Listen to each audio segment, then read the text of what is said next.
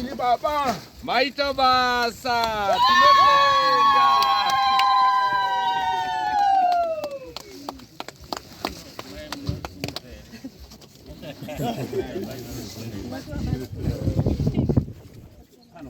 Ndaonesa garangu remapunde chizene chibage. Iri rechibage mai.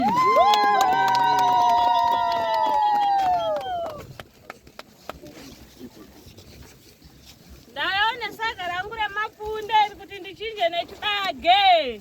Iri mai rechibage iri.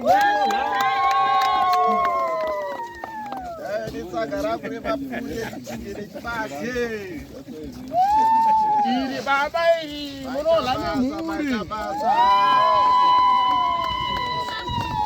Iri rimwe remachena aya yadhiro iri. Motora iri ka munonola kurima kumwe chete.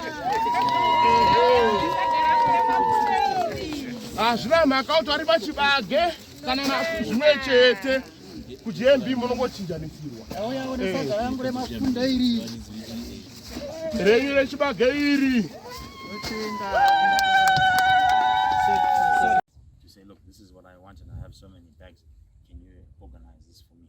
Because ideally, we don't want our farmers to be, we want them to be able to exchange what they want when they want. We don't want them to be disadvantaged. Because that's the mere strength of a grain swap, is that deny something to bring, and I want to take something. Because remember, it works both ways. It's not only owns a traditional grain to appear chibage. He can also bring chibage to appear a form of traditional grain. So all varieties, everything needs to be available to the farmer for that exchange. That's where the grain swap comes in. So we don't want you to limit to just white sorghum. It must be across the board. Ndoitwa Cherisinala. Ndorima ndiri kumachaya village yaMateo. Ndokwati Ngwani. Ndorima chirimwa ichi chemukane mafuta. Chirongwa chakakosha chaizvo. Takapuwa pfumvudza yedu. Ende long grains takarima kwedu sechibage achiti. Asi mungane seabhinzi zvinoita chaizvo nokuti kweda hakuna mvura yakakosha. Ende chirimwa chedu chatiri kurima ichi chiri kufarirwa nevanhu nokuti vanochida nokuti chinorapa zvirwere zvakaita sana shuga nechiva kukurudzirwa kunzi vadye hupfuyu. Saka vari kuuya chaizvo vachiuya nechibage chavo chingochinjana nawo. Izvo zvazvanakira tikungoti takaonawo saga rimwe towanewo saga rimwe rechibage nesaga pana kare tainzi pamwe 10 masaga nemasaga maviri. Atendi. Gift Kolo. Yorimirawo kuMuzarabani. Ndiri murimi wemapfunde. Ndorima mapfunde ndiri kuchadereka.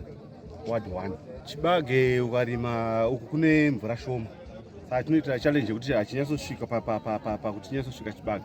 Tisati takasarudza kuti ngatirime mapfunde. Namapfunde nemvura shoma iri uku anonyatsobuda zvese zvakanaka tokohwa nekuti nemune zvakanaka tonyasokohwa matane chida tunoita atoexpecta kurima kwedu. Program yekuexchange magrains yatambirwa chaizvo nevakawanda.